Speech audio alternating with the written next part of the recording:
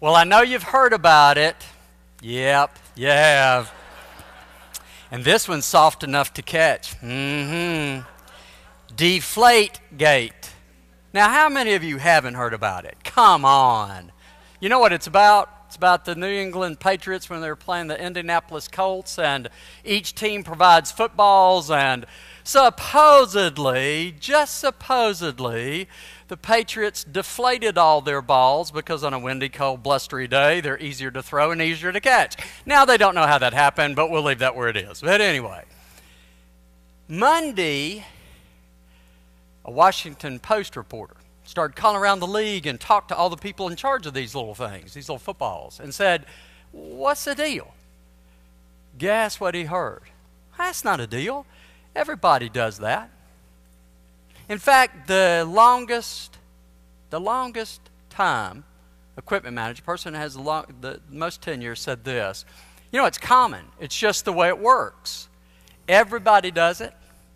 You know you're not supposed to, but nobody thinks it's a big deal. Nobody thinks that it's cheating.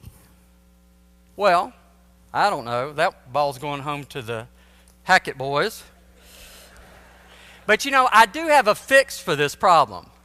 It's a $3 pump.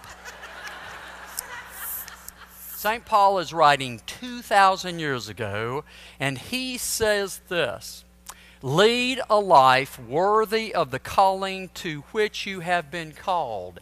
Lead a life worthy of the calling to which you have been called. Now, don't miss this. He knew, like you and I know, that we break the rules periodically. You do and I do. If you don't, you're not telling the truth, which means you're breaking another rule. We all break the rules. That's not his point, is it? It's something deeper. Can you hear it? It really is some words to remind us not to fall into relativism. Do not fall into relativism. You see, it's relative. It's okay. Everybody does it. Really?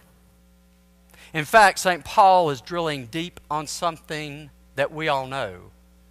Life really is built around what? Small stuff. It really is built on the small stuff, is it not? How many huge, major decisions are you faced with? I don't have very many. I don't have these macro decisions that change the fate of my family's life, St. John's life, whatever I'm intersecting. I have lots of small decisions all day long about my behavior and my attitude. And those are the building blocks of life. And don't fall into that thing that most of us fall into, people of my generation especially. It is about being good. That Christianity is just about being good, doing the right things. There's nothing wrong with that, but Paul is addressing something much deeper than just being good.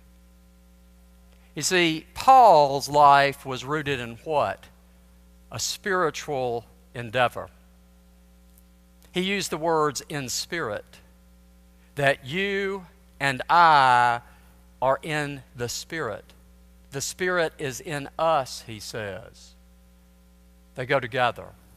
We are living with the Spirit of Christ in us. Life is about spirituality. Your life and mine has a deeply spiritual component whether we attend to it or not. Because all spirituality is based on one principle. It is called honesty. Honesty with oneself, about oneself. Honesty. You see, it's black and white. It's not whether you're a good Christian, bad Christian, are a Christian, not a Christian. No, you are called. You are called. You can't escape this. Then it is our task to live up to the calling to which we have been called. You're going somewhere with this. You're going out into the society, out into this culture, this very secular society in which we live. You are taking these principles with you, this character with you as I am, and attempt to live it. Amen.